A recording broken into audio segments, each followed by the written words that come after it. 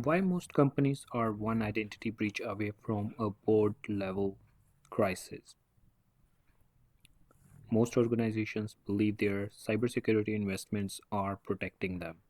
Firewalls, endpoint detection, zero trust initiatives. But in reality, many of these same organizations are one identity failure away from a board level crisis.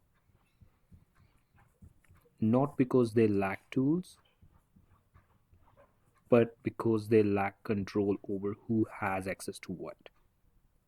And the uncomfortable truth is, in most environments, the control doesn't really exist. Identity has become the primary attack surface, not infrastructure, not networks, identity. Every employee, contractor, vendor, and service account represents a potential entry point. And over time, access accumulates. People change roles, projects, and system evolve, but access rarely get removed. What you end up with is something most executives never see: a sprawling, invisible web of entitlements where no one can confidently answer a simple question: who has access to what and why? This isn't a failure of intent, it's a failure of alignment between business speed and control.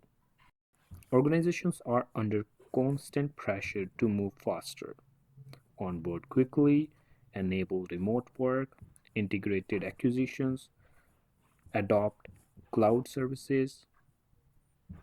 Access becomes the easiest thing to grant and the hardest thing to govern. And most IAM programs evolve reactively. A tool is implemented, a process is defined, but over time, complexity outpaces design. The result is an illusion of control, supported by systems that look structured but operate with significant gaps. When identity control breaks down, and the consequences are rarely isolated, they cascade across the organization. Financial exposure through fraud, data loss, or operational disruption. Regulatory risk, where access cannot be justified during audits. Reputational damage, especially when breaches involve internal misuse or privilege escalation. And increasingly, board level accountability. Because at that level, the question is no longer technical, it's governance. Why did this risk exist and why wasn't it visible? Strong identity governance is not about more tools.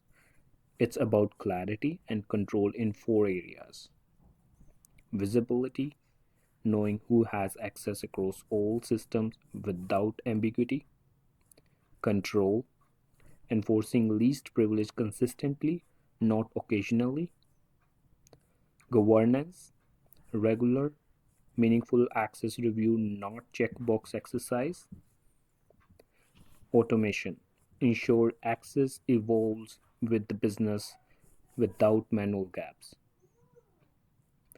These are simple principles, but in practice, every few organization executes them consistently. Identity is no longer an IT concern, it's a business risk function. And in many organizations, that risk is significantly higher than leadership realizes.